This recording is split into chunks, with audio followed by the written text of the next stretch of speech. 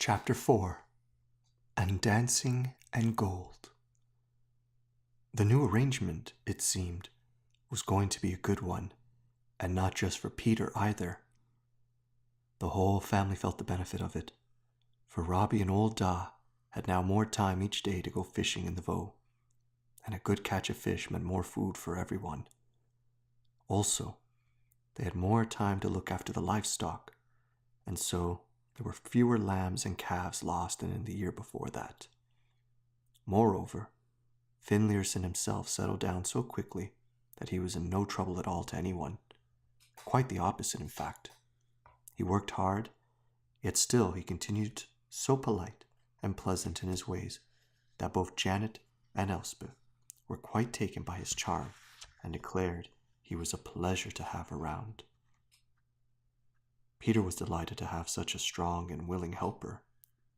Tam no longer barked or growled at him, so that, in no time at all it seemed, he was coming and going about the place as if he had always lived there. "He's a silent sort of man, though, isn't he?"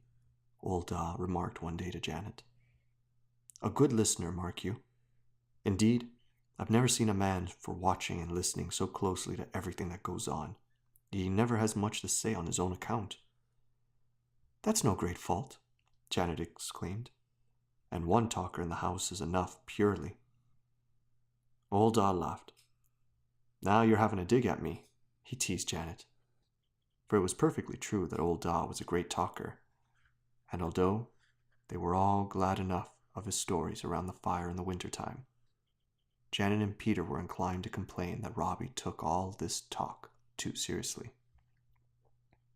Letting his imagination run away with him, they called it, which was a foolish habit in their opinion, and therefore one which should be checked before it got too strong a grip on him. This was not to the point at that moment, however, and so Janet simply ignored old Da's teasing. "Anyway," she finished, "the main thing is that Finlayson is settling here as to the manor born, and that should be enough for all of us." So the Hendersons went on talking from time to time among themselves about the new arrangement. All except Robbie, that is, for no one thought of asking his opinion.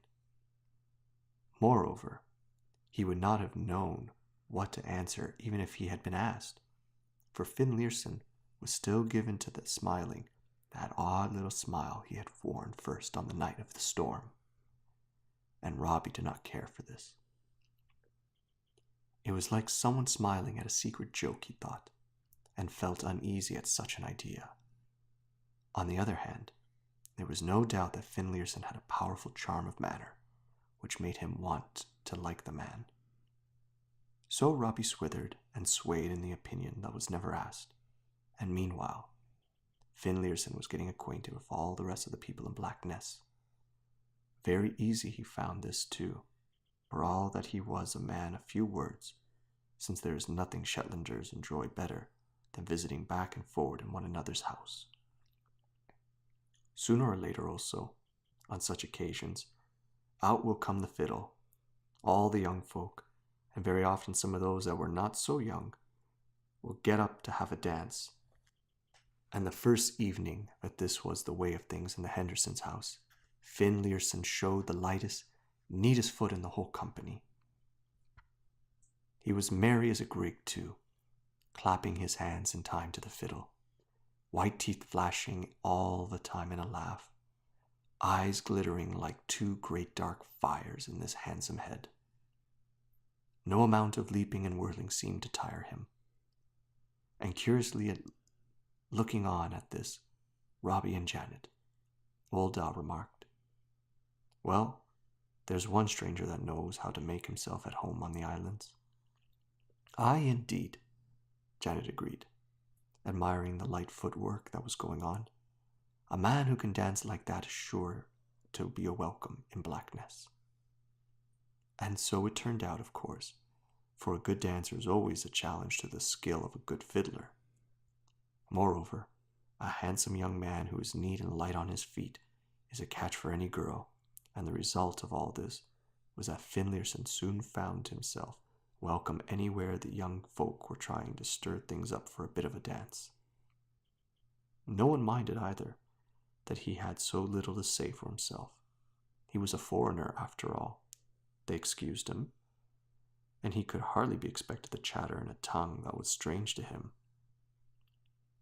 Occasionally, too, when it struck someone that there was a certain oddness in the intent way he listened and watched on other folks' company, this was also put down to the fact that he was a stranger to the island, and therefore curious about life there.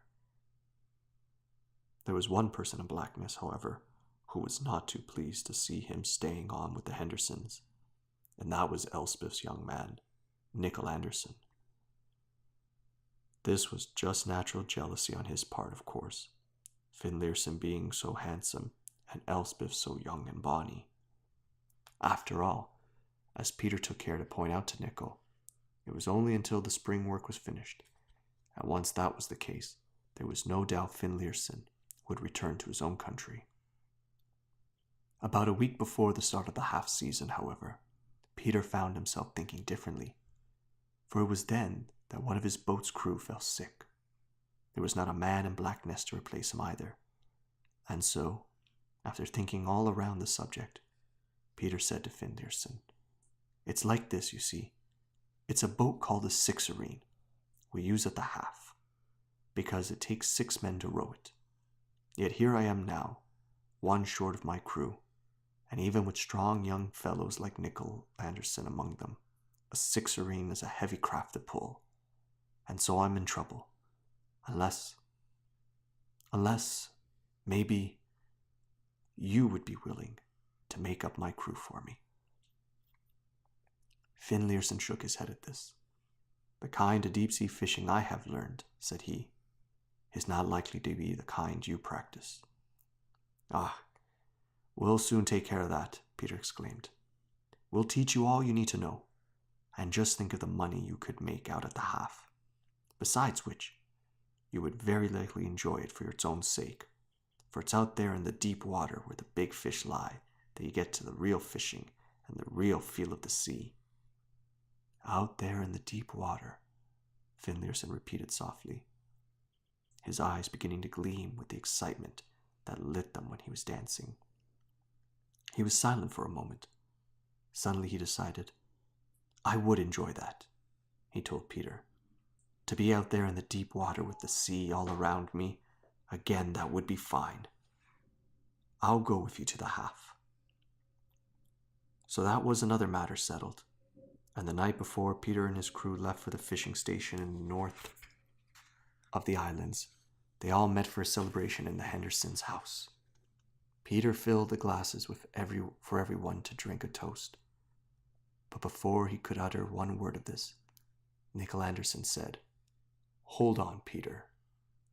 What toast are you going to give?" Peter stared at him.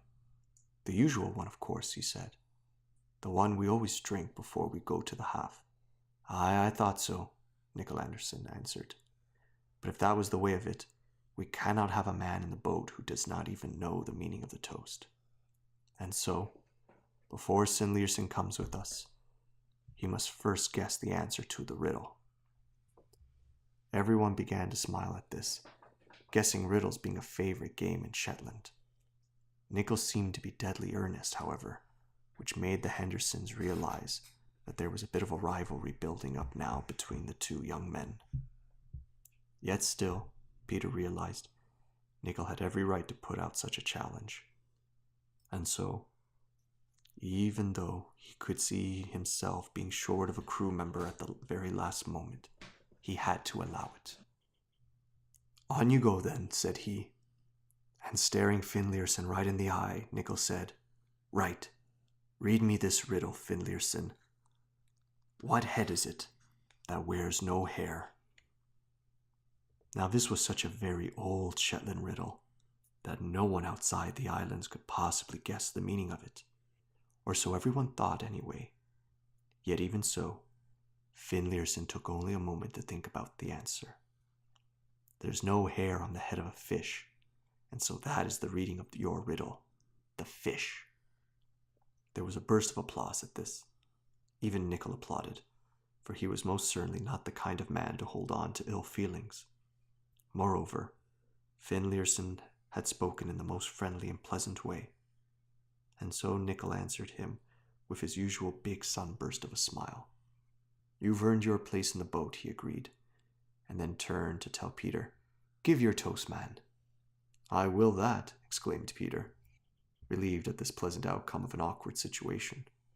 Then, raising his glass high, he shouted, "Here we go then, boys.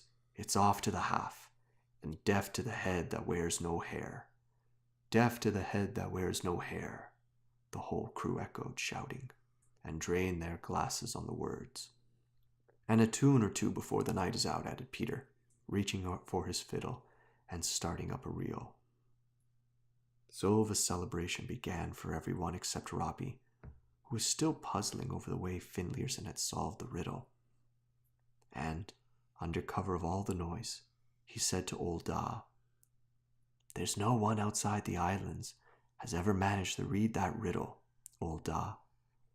And so how did he guess the answer?" Now old Da had been forming his own idea about this, just as he had slowly been forming ideas about other matters concerning Finlayson, particularly those of the gold coin he had brought ashore, and also his love of dancing.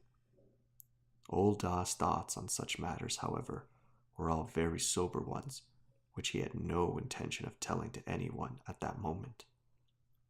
Least of all did he mean to tell them to Robbie, and so now he got out of the situation by saying, "Maybe he already knew the answer to it, Robbie, or maybe he guessed it because he's a clever man." "Aye, maybe," Robbie agreed.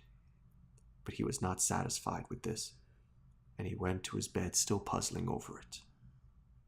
The next day, when all the men had gone to the half, he was still thinking about it, and this kept his eyes glowing to the only reminder of Finlayson that was now left in the house, the gold coin on the mantelpiece.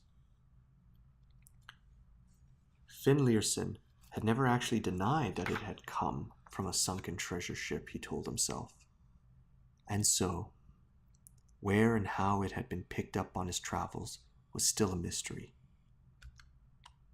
Moreover, Finlayson himself was still a mystery, for no one knew a thing more about him than they had when he first arrived on the island, and that was 6 weeks ago, Robbie thought, which did indeed make him a clever man, much more clever, in fact, than anyone except himself seemed to have realized. There was his smile, too, that strange little smile which made him look as if he had some secret to hide. Robbie stared at the coin, as if staring by itself could tell him how Finlayson had come by it. But the more he stared, the less he could think of an answer to this, and the more the coin seemed to wink back at him, like an ancient golden eye that had its own secrets to keep.